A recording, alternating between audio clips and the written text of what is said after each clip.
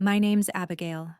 I'm 29 years old, and I stood completely alone at my baby's funeral, just me, staring down at a tiny white casket as my own parents popped champagne at my brother's pool party. My daughter Emily was only 6 months old when she died from SIDS. One moment, she was full of giggles and chubby cheeks. The next, I was holding her cold, lifeless body in a hospital room, begging the universe to take me instead. As I watched her being lowered into the ground, something snapped inside me. Something broke, and I don't think it'll ever go back to the way it was. Because you see, while I was drowning in grief, my mother told me, "It's just a baby. Your brother's party matters more." That was the moment I finally saw them for who they really were. Before I take you into the heart of this story, before I tell you how I made them face the consequences of their choice, drop a comment and tell me where you're watching from. And if you've ever felt like the forgotten one in your family, you might find a piece of your own story here.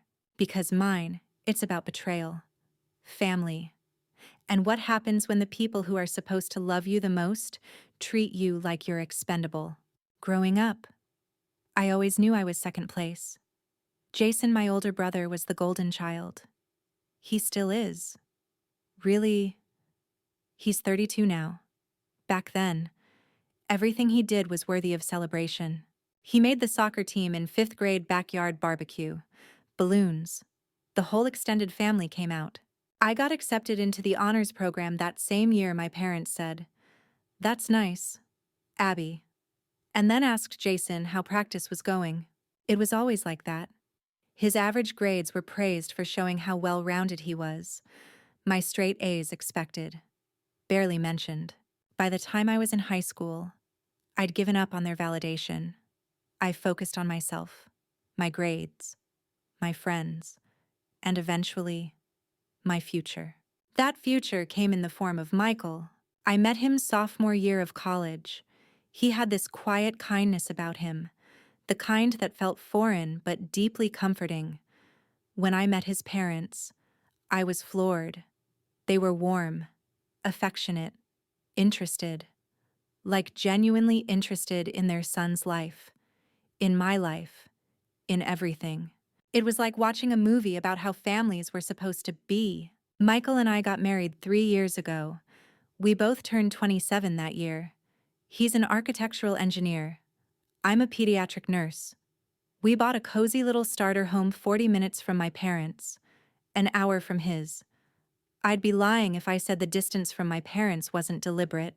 When we found out I was pregnant, Michael's parents were overjoyed. His mom immediately started planning the baby shower. They asked about nursery colors, sent us articles on parenting, called every week just to check in. My parents, they said, "Oh, that's nice. Did Jason tell you he might be getting a promotion or?" That one sentence summed up our whole dynamic.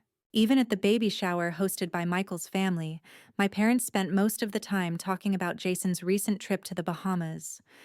I wish I was exaggerating. Jason's life has always followed this predictable, polished trajectory.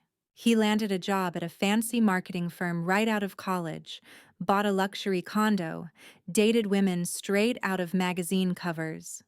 My parents cheered at every milestone, helped with his condo down payment, never offered me a dime, even when I was drowning in student debt. When I once brought it up, my mom literally said, "Jason has a more expensive lifestyle to maintain. You and Michael are more practical." Translation: he's flashier. He matters more.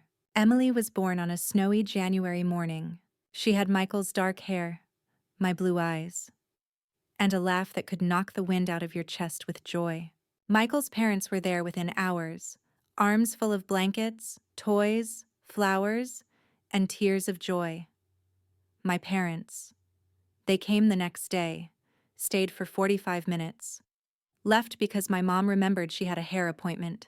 They visited a grand total of 2 times in the 6 months that Emily was alive. Once because a friend from my mom's book club wanted to meet the baby. The second time they were already in the area for one of Jason's work dinners.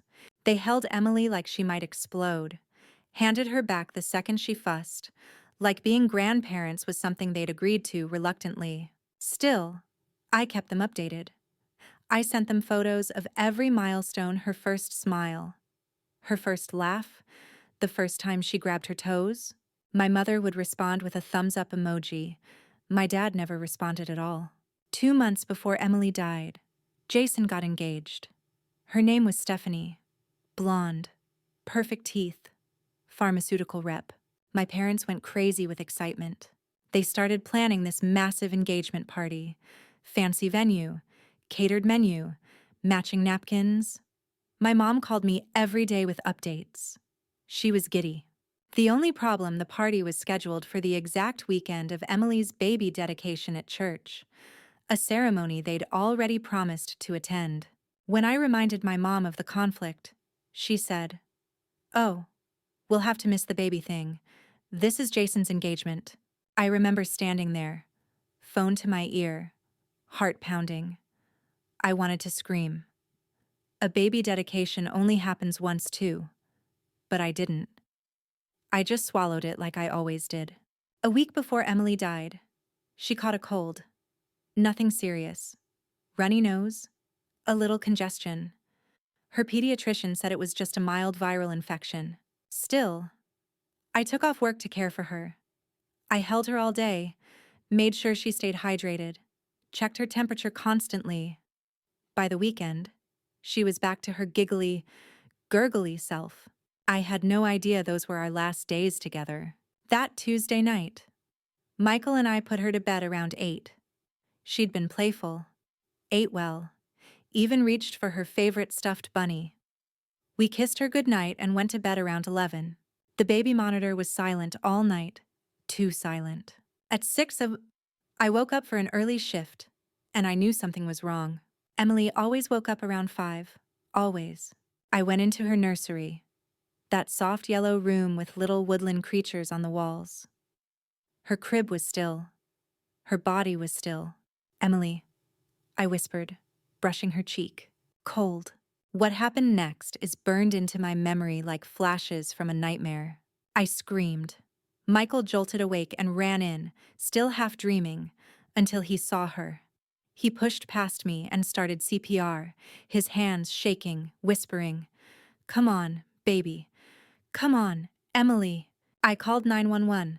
I don't remember what I said, just that the dispatcher kept asking questions I couldn't answer. The paramedics arrived fast, but time didn't matter anymore. Not when they looked at each other with that silent, grim understanding. We rode in the ambulance together, me clutching Emily's stuffed rabbit, Michael holding her tiny hand like she could still feel it. At the hospital, they tried everything. But I knew. I knew the moment her eyes didn't open. A doctor came in, gentle voice, kind eyes. "I'm so sorry. Your daughter died from what appears to be sudden infant death syndrome." Michael sank to the floor. I stood there frozen, like my body had stopped knowing what to do. SIDS. The one thing we thought we were guarding against with every rule we followed. She slept on her back. No blankets, no toys in the crib. The room was the right temperature. We had followed everything by the book. And yet, there we were, being asked if we wanted to hold our daughter one last time. I said yes. We spent hours with her. Her skin was cold, but she still looked like our Emily. We kissed her cheeks, counted her eyelashes, whispered all the things we never got to say. A chaplain came, a grief counselor. Someone mentioned funeral arrangements. And in the middle of that whirlwind, I remembered I needed to call my mom. Hands trembling, I dialed her number. "Mom," I choked out when she answered. "Emily died last night. SIDS. We're at the hospital." There was a pause. Then, "Oh, Abby, that's terrible." That was it. No gasp. No crying. No, "we're on our way." Just flat words, like I'd told her we'd missed a dentist appointment. "We need to plan a funeral," I said, desperately hoping she'd offer something: comfort, support, anything. "Yes, I suppose you do. Let us know the details." Let us know the details. That's what she said. Meanwhile, Michael's parents were already halfway to the hospital, hands full of food and tissues and anything they thought we might need. They stayed with us, held us, arranged things when we couldn't think straight. They were there, my parents. They called once to ask when the funeral would be. Friday. I told my mom. 11 of M. Greenview Cemetery. There was silence. Then her voice, sharp with hesitation. Oh, dear. That's the day of Jason's pool party, his engagement celebration. I blinked. Thought I misheard. Mom, that's Emily's funeral. I know, honey, but we've already committed. The venue's booked. Food's ordered. Everyone's coming. You're choosing a party over your granddaughter's funeral. I wouldn't put it that way, she replied, voice flat. Abby, be rational. It's just a baby. Jason's party matters more. Emily was only here for a few months. You can always have another. I swear the world went silent. Just a baby. Party matters more. You can always have another. I didn't scream. I didn't argue. I just said, I see, and hung up. Michael found me sitting on the floor, phone still in my hand, staring at nothing. When I told him what she said, he clenched his jaw so hard I thought his teeth would crack. I'm going to call her, he growled. No, I said. It doesn't matter. It's always been like this. I just never wanted to admit it. The day of Emily's funeral was cloudless and painfully beautiful. Too beautiful for a day like that. I stood in front of my closet, staring at the black dress I'd bought the day before, trying to understand that I was choosing an outfit for my daughter's burial. As we drove to the cemetery, I checked my phone one last time, hoping, praying, my parents had changed their minds. No texts from them, just one from Jason.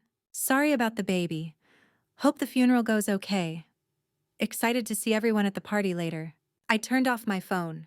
Emily's casket was impossibly small, white with silver handles, pink roses on top. It looked like it should hold a doll, not a child, not my child. We stood in the Garden of Angels, the section reserved for babies and children. I felt completely detached from reality, like this wasn't happening to me, like I was watching from far away. Michael stood beside me, pale, gripping my hand like he might drown if he let go. His parents were on the other side, his mom sobbing, his dad fighting to stay strong. Around us stood co-workers, friends, neighbors, even families from the pediatric ward where I work. My college roommate Lily flew in. So did Teresa, my best friend since grade school. Everyone who mattered was there, except my family. People noticed. Of course. I caught the glances, the confusion.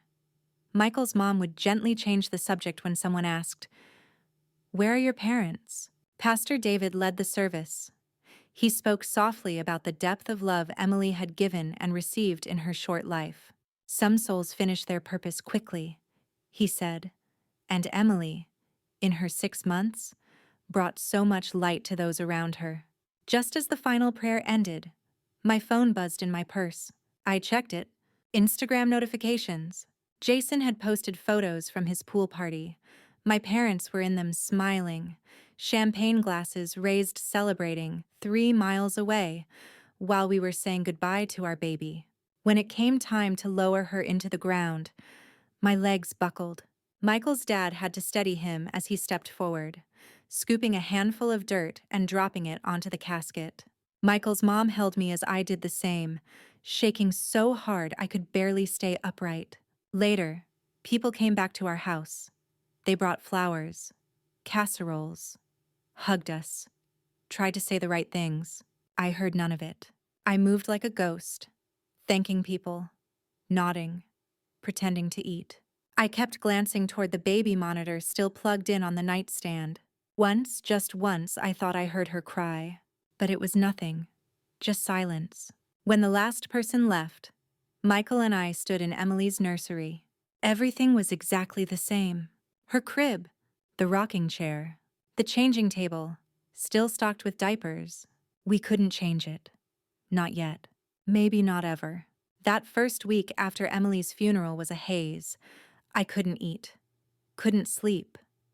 Michael tried going back to work on day 3 and came home 2 hours later, pale and trembling, saying he couldn't concentrate, couldn't sit through meetings while his chest felt hollow.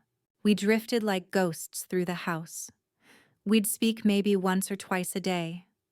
The rest of the time was spent in silence, breathing in and out and trying to survive the minutes. Michael's parents came every day, quietly supportive. They brought groceries, folded laundry, sat with us on the porch and let us cry without trying to fix it. My parents didn't call, didn't text, didn't come by. They were only 3 towns over, and yet, they might as well have been on the moon. Then, 7 days after we buried Emily, my phone rang. My mom. I stared at her name on the screen for a full minute before I picked up. "Abby, how are you?" she asked, like we'd just gone a week without chatting. Like nothing significant had happened. My daughter died. She was buried, without her grandparents there. I replied, voice flat. She sighed. "Abby, don't take that tone. We're calling to invite you and Michael to Sunday dinner.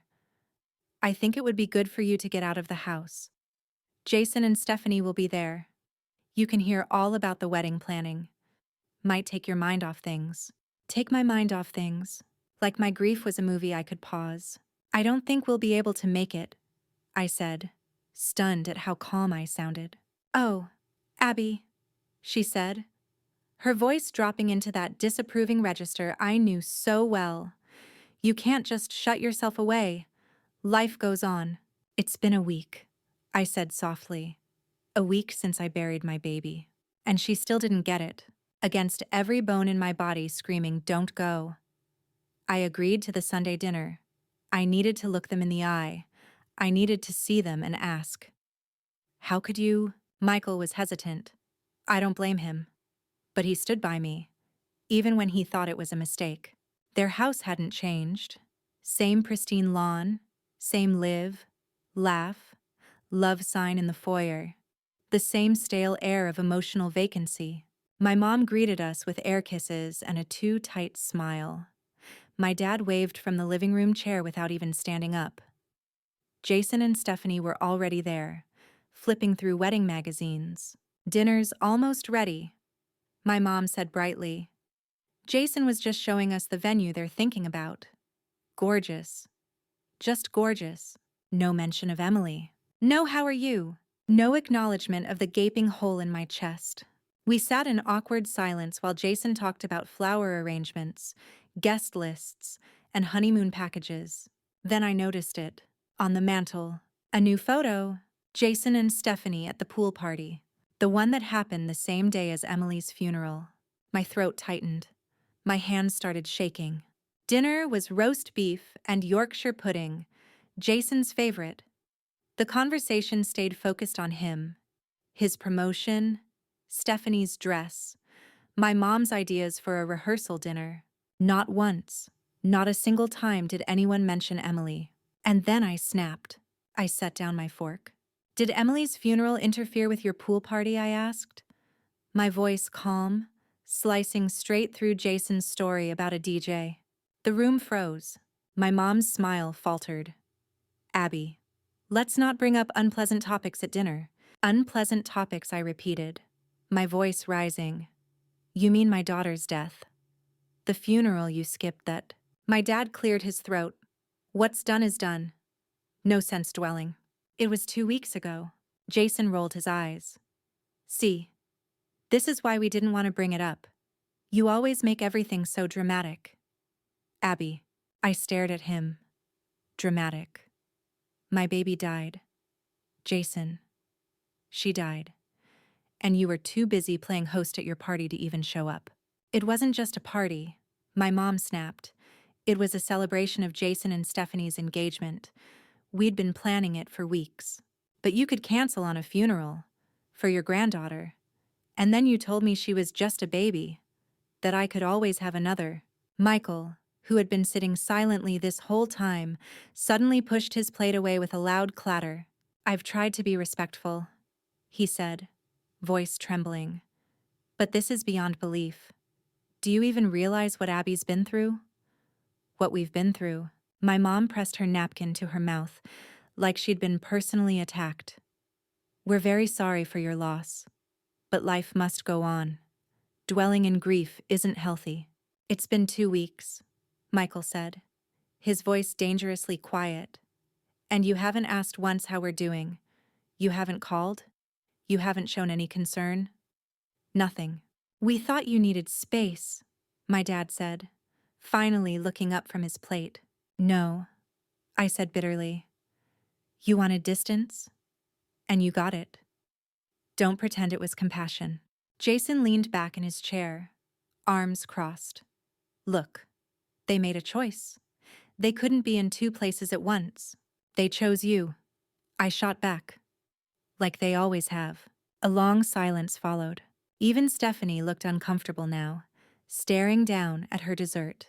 My mom finally said, "Well, several people did ask why we weren't at the funeral. We told them your father had back issues, that we couldn't travel." My heart stopped. "You lied." She didn't even flinch. "We couldn't exactly say we were at a party. People wouldn't understand." "I don't understand," I shouted, rising from my seat. "You lied to everyone, but not to me. No, to me. You told the truth, that my daughter didn't matter, that her life was just a temporary inconvenience in your social calendar." Michael and I left without saying goodbye. In the car, I broke, sobbed into his chest as he held me and whispered, "It's over. You don't have to go back there again." But I did. Not for them, for Emily, because I wasn't going to let them erase her, rewrite history, pretend they were supportive when they were anything but. I was done pretending, done swallowing pain to keep the peace. It was time to speak the truth and make them finally see what they'd done. 2 weeks after that disastrous dinner, I sent my parents a text. "I'd like to talk. Just the three of us. No Jason. No Stephanie. This Sunday at 2. At your house." My mom replied within minutes. "Wonderful. I'm so glad you're ready to move forward. I'll make your favorite lemon cake." That reply hit me like a slap. She really thought I wanted a slice of lemon cake and small talk. She had no idea what was coming. That Saturday night, I sat at the kitchen table with Michael and told him everything I planned to say. I showed him the photo of Emily I was going to bring. The timeline I'd put together spanning decades of being the afterthought in my own family. "Are you sure about this?" he asked gently. "I don't owe them anything," I said. "But I owe her.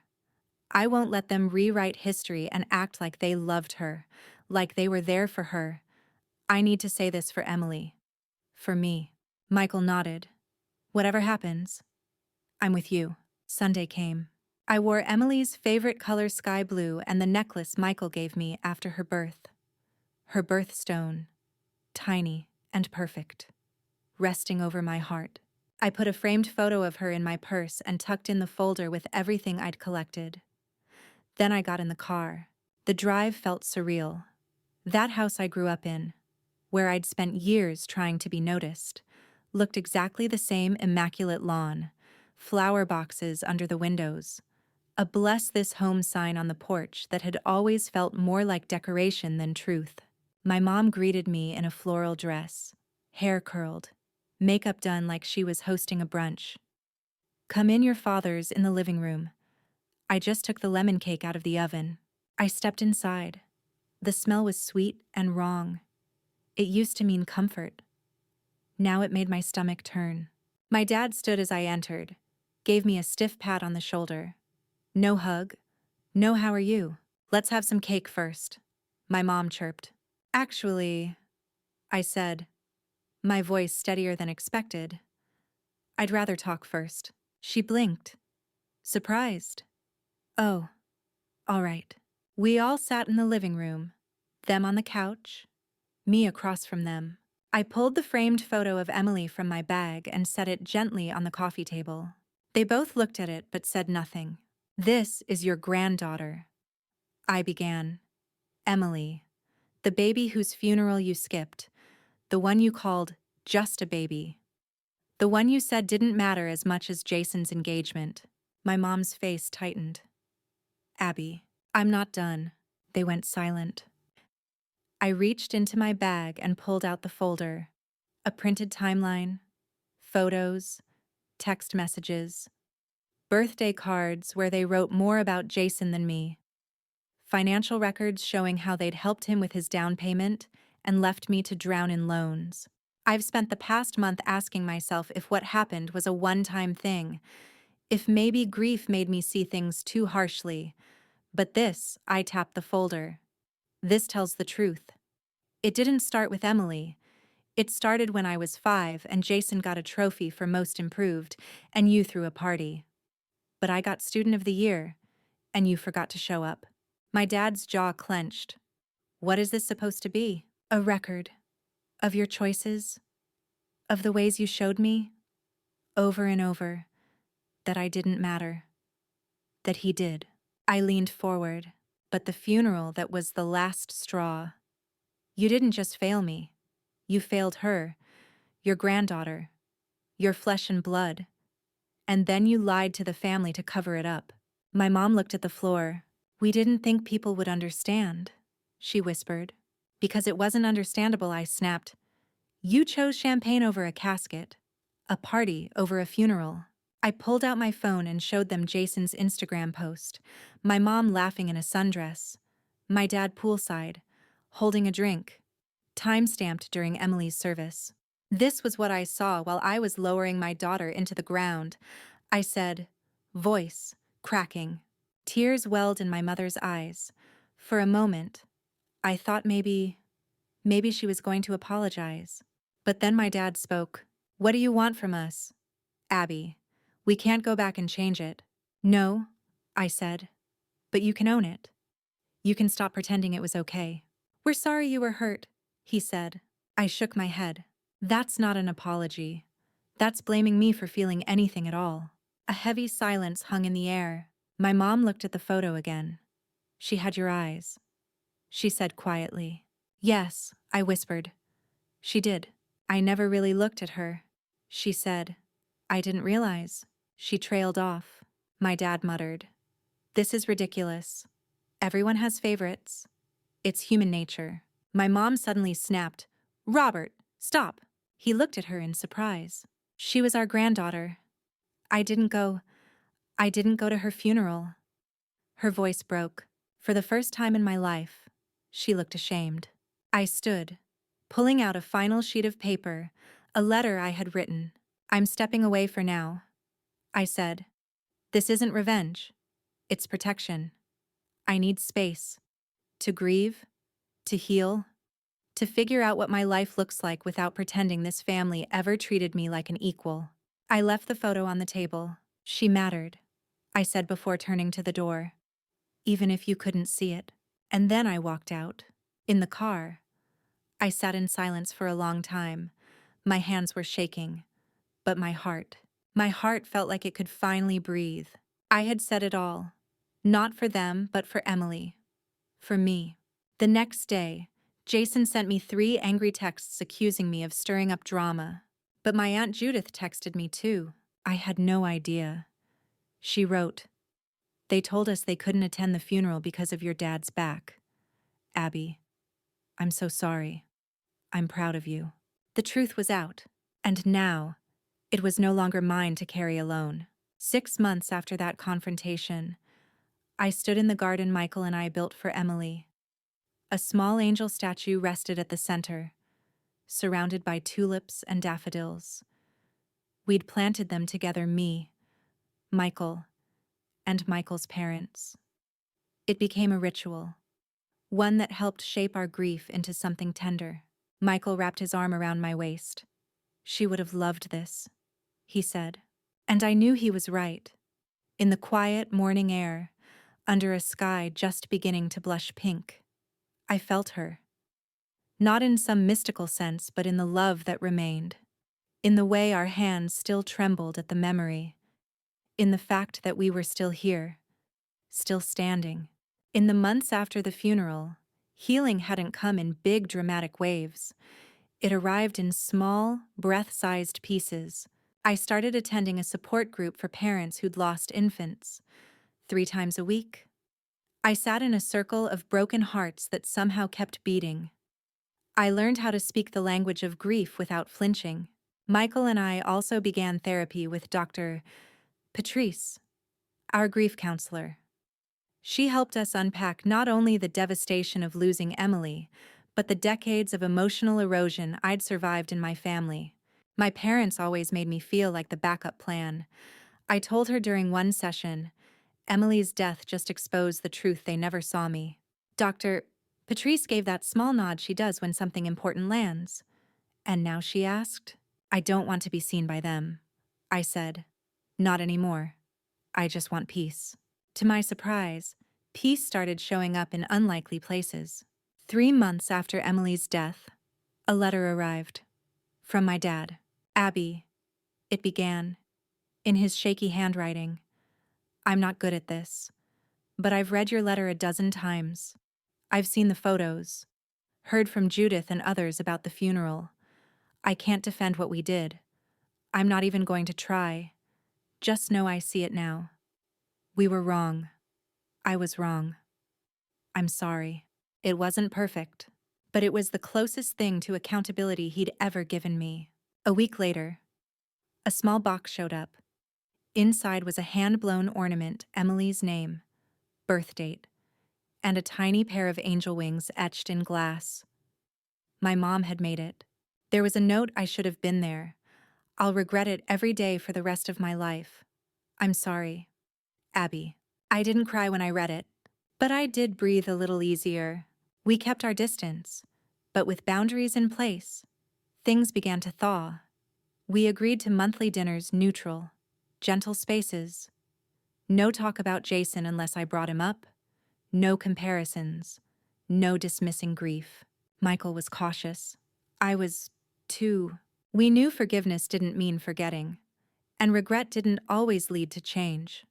But they were trying, and I was watching. At one dinner, my dad quietly handed me a flyer. I started a scholarship fund, in Emily's name, for families who can't afford pediatric care. I stared at it. It was small, but it meant something. At another, my mom asked genuinely about the support group I'd started volunteering with. For the first time, she didn't try to change the subject when I brought up Emily. She listened. Sometimes, that's all anyone wants. To be heard. Jason was the wild card. He sent angry texts after the confrontation, then went radio silent. I didn't expect much. But one rainy afternoon in April, he knocked on my door. He held a tiny potted pink rose bush. Thought it might belong in Emily's garden, he said, eyes not quite meeting mine. We planted it together, in silence. Halfway through, he finally said, I should have been there. At the funeral. I didn't realize what it looked like, what it meant. I didn't forgive him that day, but I acknowledged the moment. You were a child too, I told him. You didn't ask to be the golden one. We were both shaped by them.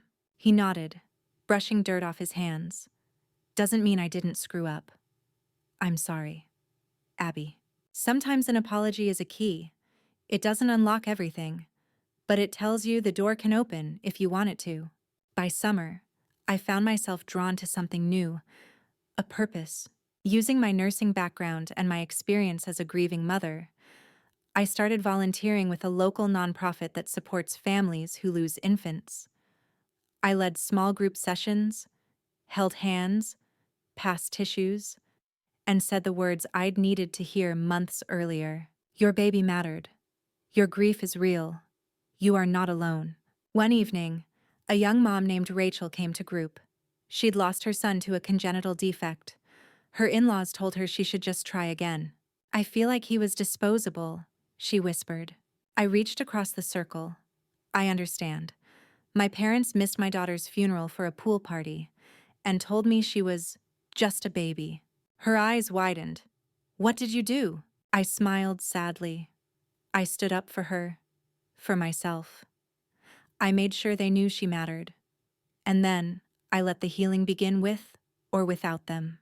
Michael and I eventually started talking about the idea of having another child. Not to replace Emily. No child could. But to expand our love. To honor the fact that we had more to give. One night, I sat in Emily's old nursery, now a soft, sunlit room with her photo, her bunny, and a chair where I could just sit and feel close to her. I'm scared, I told Michael. Me too, he said. But I think she'd want us to try. Not to forget her, but to add to what she gave us. We weren't ready yet, but we were willing to hope. 1 year after Emily's death, we held a small remembrance in her garden. Michael's parents were there, quiet and steady. My parents came too, standing awkwardly but respectfully at the edge. Jason and Stephanie brought a stuffed animal and placed it gently at the angel statue. We released biodegradable balloons into the sky, and I whispered, "You were loved, baby girl. You still are, always will be." To anyone listening who's been through something like this, loss, grief, betrayal, I want you to know something. Healing is possible, not the perfect kind, the kind with scars and tender spots, the kind that comes with tears and hard boundaries, but also the kind that lets you laugh again, love again, live again. If Emily's story touched you, consider supporting organizations that help families facing infant loss. And if you've had to stand up to your own family in your darkest hour, know this: you are not dramatic. You are not selfish. You are not weak. You are allowed to demand respect. You are allowed to say, "This hurt me." You are allowed to heal on your terms. Thank you for listening to my story. If it helped you even just a little, please like, subscribe, and share it with someone who might need to hear these words. And in the comments, I'd love to know, have you ever had to set boundaries during a time of grief? What helped you heal? Because sometimes, the bravest thing you can do is speak the truth out loud. And sometimes, that's how we begin again.